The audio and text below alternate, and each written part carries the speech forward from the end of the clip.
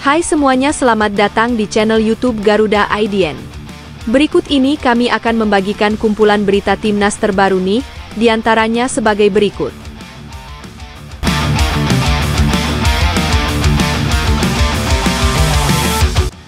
Mantap, formasi Indonesia U17 versus Afghanistan U17. Coach Nova Arianto tak mau meremehkan lawan dan pakai pemain inti.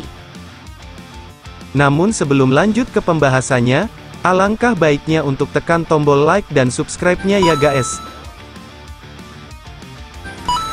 Jika sudah, mari kita lanjut.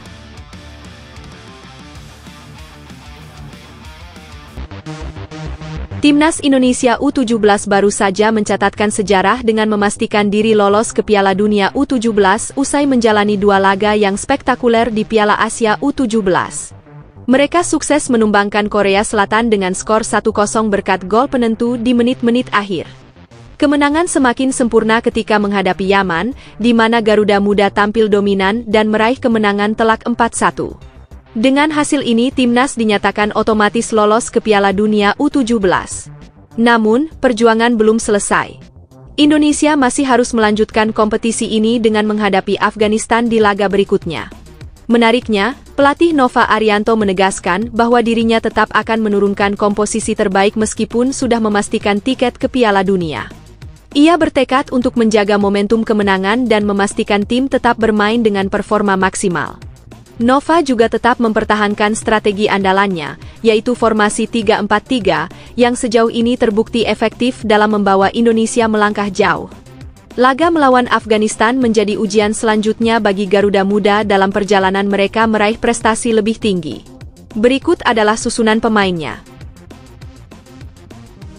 Untuk posisi penjaga gawang, dalam pertandingan Piala Asia U17 melawan Afghanistan nanti akan dipercayakan kepada Dava Fasha.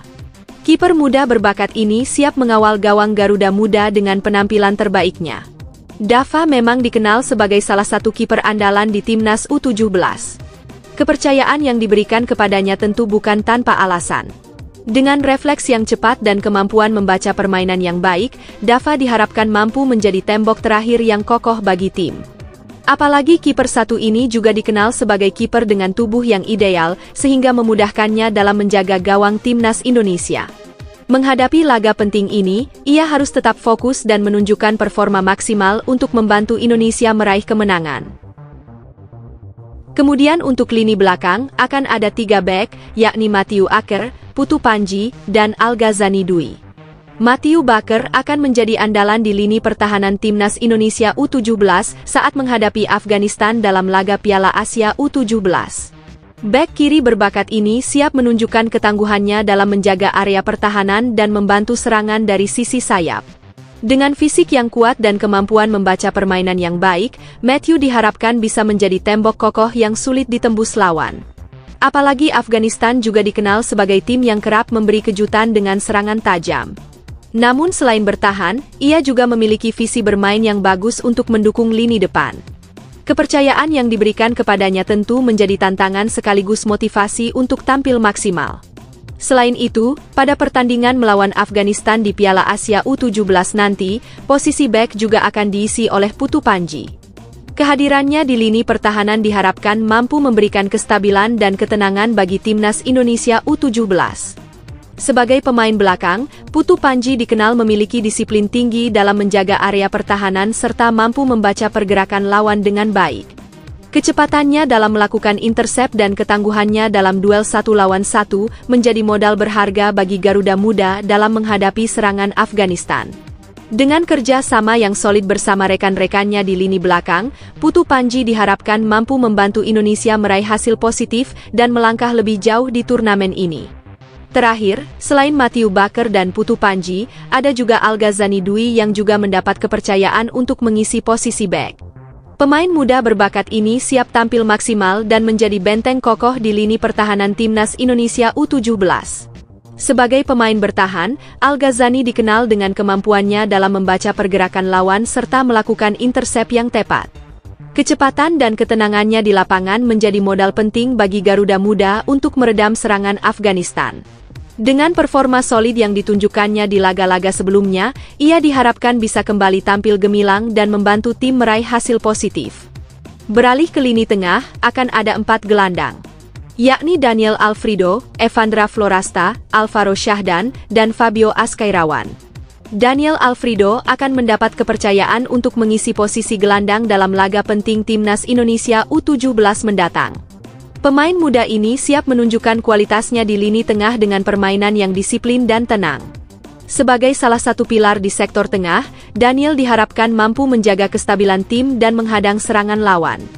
Kecepatannya dalam membaca permainan serta kemampuannya dalam duel 1 lawan 1 menjadi modal penting bagi Garuda Muda. Dengan semangat untuk memenangkan trofi Piala Asia, Daniel harus tampil solid dan konsisten agar lini tengah tetap kokoh. Kemudian, ada Evandra Florasta akan kembali dipercaya untuk mengisi posisi gelandang dalam pertandingan Timnas Indonesia U17 selanjutnya. Meskipun berperan sebagai pemain tengah, ia telah membuktikan bahwa dirinya juga memiliki insting mencetak gol yang luar biasa. Dalam laga melawan Korea Selatan, Evandra tampil sebagai pahlawan dengan gol tunggalnya yang memastikan kemenangan bagi Garuda Muda. Tak berhenti di situ, saat menghadapi Yaman, ia semakin menunjukkan ketajamannya dengan mencetak 2 gol tambahan. Performa gemilangnya membuatnya menjadi salah satu pemain kunci yang diandalkan tim. Kemudian, ada Alvaro Syahdan akan menjadi salah satu pemain kunci di lini tengah Timnas Indonesia U17 dalam laga mendatang. Gelandang muda ini mendapatkan kepercayaan penuh untuk mengatur ritme permainan dan menjadi motor serangan tim. Dengan visi bermain yang tajam dan kemampuan menguasai bola yang baik, Alvaro diharapkan mampu menjadi penghubung antara lini belakang dan lini depan. Perannya sangat krusial dalam membangun serangan sekaligus membantu pertahanan saat lawan mencoba menekan.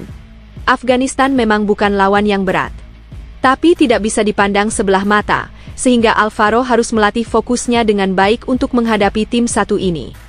Dan terakhir ada, Fabio Ascairawan akan menjadi sosok penting di lini tengah Timnas Indonesia U17.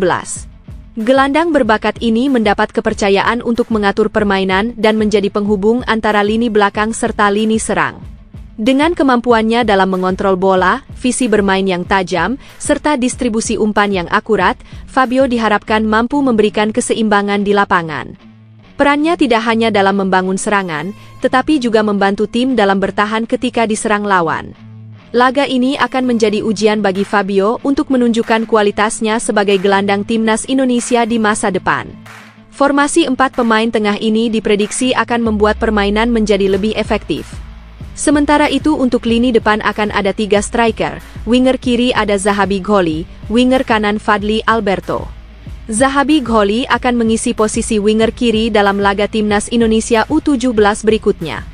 Kepercayaan yang diberikan kepadanya bukan tanpa alasan, mengingat performanya yang impresif di pertandingan sebelumnya. Saat menghadapi Yaman, ia sukses mencetak gol dan menunjukkan kontribusi besar dalam serangan tim. Sebagai pemain sayap, Zahabi dikenal memiliki kecepatan, dribble yang lincah, serta kemampuan menciptakan peluang bagi rekan-rekannya di lini depan. Dengan kualitas yang dimilikinya, ia diharapkan bisa kembali tampil gemilang dan membantu Garuda Muda meraih hasil positif. Sementara itu, Fadly Alberto akan mengisi posisi winger kanan dalam laga Timnas Indonesia U17 selanjutnya. Kepercayaan ini diberikan setelah penampilannya yang impresif di pertandingan sebelumnya, di mana ia sukses mencetak gol saat menghadapi Yaman. Kecepatan, kelincahan, dan naluri mencetak gol yang dimiliki Fadly menjadi modal utama untuk menghadapi pertahanan lawan. Dengan kemampuannya dalam melewati bek lawan serta memberikan umpan akurat, ia diharapkan bisa kembali berkontribusi besar bagi Garuda Muda. Menghadapi pertandingan penting versus Afghanistan nanti, Fadly harus tetap konsisten dan menunjukkan performa terbaiknya. Terakhir, untuk posisi ujung tombak ada Mirza Firjatullah. Mirza Firjatullah akan menjadi andalan di lini depan Timnas Indonesia U17 dalam laga selanjutnya. Sebagai penyerang utama, ia diharapkan bisa memanfaatkan setiap peluang dan memberikan ancaman nyata bagi pertahanan lawan. Dengan kecepatan, teknik yang mumpuni, serta insting mencetak gol yang tajam, Mirza siap menjadi pembeda di pertandingan nanti. Perannya sebagai ujung tombak akan sangat krusial, terutama dalam menembus lini belakang Afghanistan yang dikenal disiplin.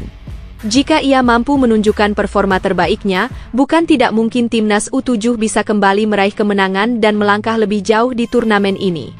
Harapannya tentu sampai lolos ke babak final Piala Asia agar timnas kembali mencetak sejarah yang membanggakan. Tak hanya susunan pemain inti. Di babak kedua, beberapa pemain telah diberikan kesempatan untuk tampil dan menunjukkan kualitas mereka di lapangan. Nama-nama seperti Putu Ekayana, Dava Zaidan, Ilham Romadhona, Raffi Rashik, dan Fandi Ahmad menjadi pilihan utama sebagai pemain pengganti. Mereka masuk untuk memberikan tenaga segar dan menjaga stabilitas permainan tim. Sementara itu, beberapa pemain lainnya masih berperan sebagai pelapis dan menunggu giliran untuk mendapatkan kesempatan bermain. Laga berikutnya melawan Afghanistan tentu menjadi tantangan tersendiri bagi Garuda Muda. Dengan komposisi pemain yang ada, siapa menurut kalian yang layak mendapatkan tempat di starting 11 untuk pertandingan nanti? Selain itu, bagaimana prediksi kalian untuk hasil pertandingan ini? Silakan tulis prediksi skor kalian di kolom komentar ya guys. Semoga timnas Indonesia U17 bisa kembali menunjukkan performa terbaiknya dan meraih kemenangan. Namun, tetap rendah hati dan fokus, karena perjalanan masih panjang meskipun sudah memastikan tiket ke Piala Dunia U17. Setuju? Bagai bumi dan langit, gaji Shin Tae-yong dan pelatih Vietnam ternyata beda 10 kali lipat. Netizen Vietnam malu karena gaji pelatihnya pelit, prestasi timnasnya juga sedikit. Media Vietnam mengungkapkan perbedaan mencolok antara gaji Shin Tae-yong, mantan pelatih timnas Indonesia, dengan Kim Sang-sik, pelatih timnas Vietnam. Menurut laporan, pendapatan Shin selama setahun di Indonesia mencapai 10 kali lipat dari gaji tahunan Kim di Vietnam. PSSI secara mengejutkan memutuskan untuk mengakhiri kontrak Shin pada 6 Januari 2025, hanya sehari setelah berakhirnya Piala AFF 2024. Posisi Shin kemudian digantikan oleh Patrick Kluivert.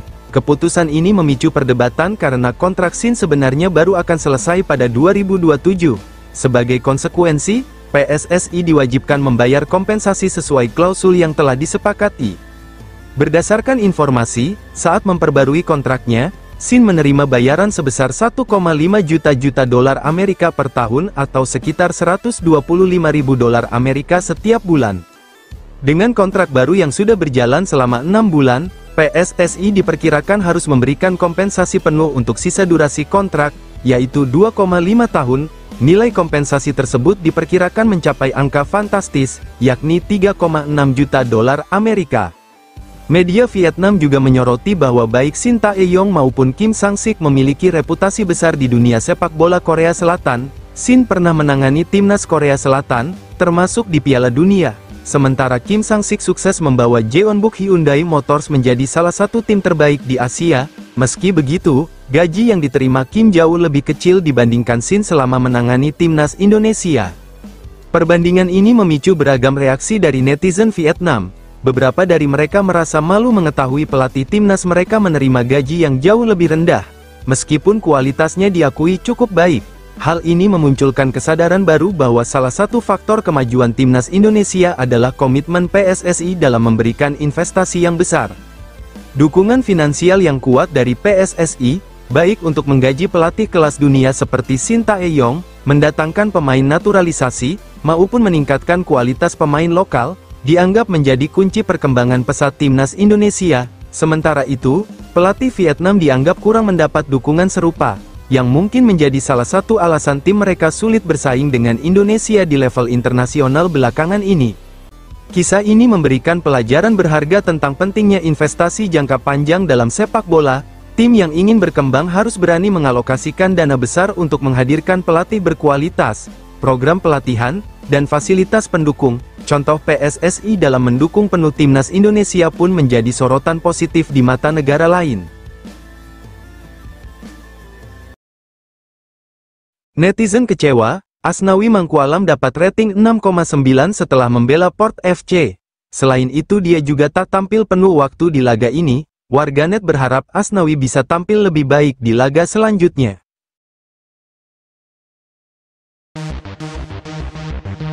Port FC harus menerima kekalahan mengejutkan saat bertandang ke markas Chiang Rai United pada pekan ke-16 Liga Thailand musim ini. Mereka kalah dengan skor tipis 0-1, di mana satu-satunya gol yang tercipta dicetak oleh Siti Chok Kan Lu pada menit ke-13. Sepanjang pertandingan, Port FC sebenarnya tampil mendominasi. Mereka unggul dalam penguasaan bola serta jumlah tembakan ke gawang. Namun, efektivitas serangan menjadi masalah besar bagi tim yang diperkuat Asnawi Mangkualam tersebut. Hingga peluit panjang dibunyikan, Port FC gagal mencetak gol balasan. Kekalahan ini menjadi hasil buruk ketiga yang dialami Port FC sepanjang musim ini. Dalam laga tersebut, Asnawi tidak tampil penuh. Ia digantikan oleh Chin Nawat Wongchai pada menit ke-75 setelah bermain selama lebih dari 1 jam. Penampilannya dinilai kurang maksimal, dengan rating 6,9, yang hanya menempatkannya sebagai pemain terbaik keempat di tim. Performa ini membuat banyak pendukung Indonesia merasa kecewa, mengingat mereka memiliki ekspektasi tinggi terhadap kontribusi Asnawi, baik di klub maupun timnas. Kekhawatiran pun muncul di kalangan supporter Indonesia, mengingat performa pemain di klub sering menjadi tolok ukur seleksi tim nasional. Dengan pelatih baru timnas Indonesia yang disebut-sebut lebih tegas dibandingkan Sintayong, posisi Asnawi di timnas bisa terancam jika ia tidak mampu menunjukkan konsistensi di level klub. Hal ini menjadi sinyal bagi Asnawi untuk segera memperbaiki performanya agar tetap dipercaya oleh pelatih dan mempertahankan tempatnya di skuad Garuda. Meski demikian, para penggemar tetap berharap Asnawi segera bangkit dari performa kurang memuaskan ini. Mereka yakin, dengan kerja keras dan motivasi tinggi, bek sayap yang dikenal agresif ini bisa kembali tampil gemilang. Kesuksesannya bersama Port FC tak hanya berdampak pada karirnya di klub, tetapi juga menjadi modal penting untuk memperkuat timnas Indonesia di masa depan. Hasil buruk ini juga menjadi pelajaran bagi Port FC secara keseluruhan. Mereka perlu memanfaatkan dominasi permainan dengan lebih baik dan meningkatkan penyelesaian akhir. Tanpa gol yang efektif, dominasi permainan hanya akan menjadi statistik kosong. Kekalahan ini menjadi momentum bagi tim, termasuk Asnawi, untuk berbenah dan kembali bangkit di pertandingan berikutnya. Dukungan dari supporter, baik di Thailand maupun Indonesia, akan menjadi motivasi tambahan untuk meraih hasil lebih baik di sisa musim. Mengejutkan, netizen Indonesia ternyata sempat tak setuju dengan naturalisasi Jordi Amat. Netizen Indonesia tak mau timnas Indonesia memiliki pemain tanpa prestasi. Nyatanya saat ini pemain itu sering bikin blunder. Ketua Komisi X DPR RI, Syaiful Huda, pada waktu itu menyatakan dukungannya atas rencana naturalisasi Jordi Amat, pemain Johor Darul Ta'zim asal Malaysia. Menurut Huda, naturalisasi pemain harus dilakukan dengan sangat selektif. Ia menekankan bahwa langkah ini perlu berlandaskan pada pertimbangan substansial, di mana pemain yang dinaturalisasi harus memiliki kualitas dan pengalaman lebih tinggi dibandingkan pemain lokal. Huda menjelaskan bahwa dirinya tidak menentang naturalisasi demi kemajuan sepak bola nasional, tetapi prosesnya harus terencana dengan matang. Ia menyoroti pentingnya menyusun peta jalan yang jelas untuk mengukur keberhasilan program ini, agar tidak hanya menjadi kebijakan instan tanpa dampak jangka panjang. Namun, rencana naturalisasi Jordi Amat sempat menuai kritik dari supporter timnas Indonesia. Mereka meragukan kontribusi Amat, terutama karena rekam jejaknya di klub dianggap kurang memuaskan. Kekhawatiran ini terbukti ketika Amat beberapa kali melakukan kesalahan fatal di pertandingan penting yang merugikan timnas Indonesia. Jordi Amat melakukan blunder fatal di pertandingan lanjutan grup F kualifikasi Piala Dunia melawan Irak. Saat itu, skuad Merah Putih harus menelan kekalahan dengan skor akhir 2-0. Tak hanya itu saja, Indonesia harus kehilangan satu pemain di babak kedua, setelah Jordi Amat dijatuhi kartu merah setelah melakukan pelanggaran berat. Saat itu, tim Merah Putih sedang dalam posisi tertinggal dari Irak. Tiba-tiba Jordi Amat melakukan pelanggaran kepada salah satu pemain Irak, Ali Jassim. Akibat pelanggaran ini, Jordi Amat dihukum kartu merah dan harus keluar lapangan. Dia juga otomatis langsung absen di pertandingan berikutnya, yakni di pertandingan versus Filipina. Hanya bermain dengan 10 pemain di sisa laga, timnas Indonesia bisa dengan mudah diobrak-abrik oleh Irak. Kondisi mental dan fokus pemain pun juga menurun. Terbukti, di menit ke-88, Ali Jassim berhasil menggandakan skor untuk tim Singa Mesopotamia. Tidak bisa dipungkiri, bahwa performa Jordi Amat di beberapa laga terakhir sangat kurang. Dia juga tidak sekali dua kali melakukan blunder yang berdampak sangat fatal kepada tim. Netizen Indonesia mengingatkan bahwa naturalisasi seharusnya mendatangkan pemain yang benar-benar mampu meningkatkan performa tim nasional, bukan sekadar menambah jumlah pemain dengan status istimewa. Proses ini memerlukan evaluasi mendalam agar setiap pemain yang dinaturalisasi dapat membawa dampak positif, baik di dalam lapangan maupun untuk pengembangan sepak bola Indonesia secara keseluruhan. Mantap! Timnas Indonesia U20 bakal jalani mini turnamen melawan tim Timur Tengah pada akhir Januari. Pertandingan ini dilakukan untuk persiapan jelang Piala Asia U20 2025. Masyarakat Jawa Timur akan memiliki kesempatan emas untuk mendukung langsung perjuangan Timnas Indonesia U20 dalam waktu dekat. Hal ini karena sebuah turnamen mini akan digelar di Stadion Gelora Delta, Sidoarjo. Ajang ini menjadi momen spesial bagi para pecinta sepak bola untuk menyaksikan aksi skuad muda Garuda dari dekat. Tim asuhan Indra Syafri dijadwalkan berlaga melawan 3 negara, yaitu India, Suriah, dan Yordania. Turnamen ini merupakan bagian dari rangkaian persiapan jelang Piala Asia U20 2025. Dengan melibatkan dua tim Timur Tengah yang juga akan tampil di turnamen Asia, Suriah dan Yordania, pertandingan ini diprediksi berlangsung sengit. Selain itu, kehadiran India menambah variasi gaya bermain yang dihadapi oleh tim Garuda Muda. Format turnamen ini bukan hanya sekadar pertandingan persahabatan, tetapi juga uji coba penting untuk mengasah kemampuan tim. Melawan lawan-lawan dengan gaya permainan berbeda memberikan pengalaman berharga bagi para pemain muda. Turnamen ini diharapkan mampu meningkatkan intensitas dan daya saing, yang sangat dibutuhkan dalam menghadapi tim-tim tangguh di Piala Asia nanti. Indra Syafri, yang dikenal memiliki pendekatan taktik yang matang, diyakini akan memanfaatkan ajang ini untuk menguji strategi dan komposisi pemain. Selain itu, pelatih berpengalaman tersebut akan memantau kesiapan individu maupun kolektivitas tim dalam menghadapi tekanan di level internasional. Bagi para supporter, kehadiran turnamen ini juga menjadi kesempatan untuk memberikan energi positif kepada para pemain. Dukungan langsung dari tribun stadion tak hanya memotivasi skuad Garuda Muda, tetapi juga menciptakan atmosfer kompetisi yang lebih hidup. Selain mempersiapkan tim secara teknis, turnamen ini juga menjadi peluang bagi para pemain muda untuk memperlihatkan kemampuan terbaik mereka. Pertandingan melawan tim dengan level permainan berbeda memungkinkan Timnas Indonesia U20 mempelajari kelemahan dan kekuatan mereka sebelum menghadapi lawan yang lebih berat di turnamen utama. Dengan menghadapi tim dari kawasan Asia yang memiliki gaya permainan variatif, tim Garuda Muda diharapkan mampu belajar banyak hal, mulai dari pola permainan cepat, pertahanan solid, hingga transisi yang efektif. Harapannya, pengalaman ini akan menjadi bekal berharga saat berlaga di Piala Asia U20 2025 mendatang. Turnamen ini bukan hanya ajang persiapan, tetapi juga wujud komitmen dalam membangun sepak bola Indonesia yang lebih kompetitif di tingkat Asia. Mantap! Patrick Kluivert pastikan Ian Maatsen bakal segera gabung Timnas Indonesia dalam waktu dekat. Pelatih baru ini membutuhkan Maatsen untuk jaga lini belakang skuad Garuda. Patrick Kluivert dirumorkan tengah mengincar nama besar untuk memperkuat Timnas Indonesia, salah satunya Ian Maatsen, sejak resmi diumumkan sebagai pelatih kepala pada Rabu, 8 Januari 2025. Kluivert diyakini langsung bergerak menjalankan tugas pentingnya, yaitu membujuk pemain-pemain diaspora berdarah Indonesia untuk bergabung dengan skuad Garuda. Anggota Exco PSSI, Arya Sinulinga, menjelaskan bahwa Kluivert tidak hanya bertugas meningkatkan kualitas taktik timnas, tetapi juga berperan aktif dalam melobi pemain-pemain keturunan yang selama ini sulit dijangkau. Langkah ini sebelumnya banyak dilakukan oleh Ketua Umum PSSI Erick Thohir bersama jajaran pengurus, dan kini menjadi bagian dari tanggung jawab Kluivert sebagai pelatih dengan reputasi internasional. Salah satu target utama adalah Ian Maatsen, pemain muda berbakat yang kini bermain untuk Aston Villa di Premier League.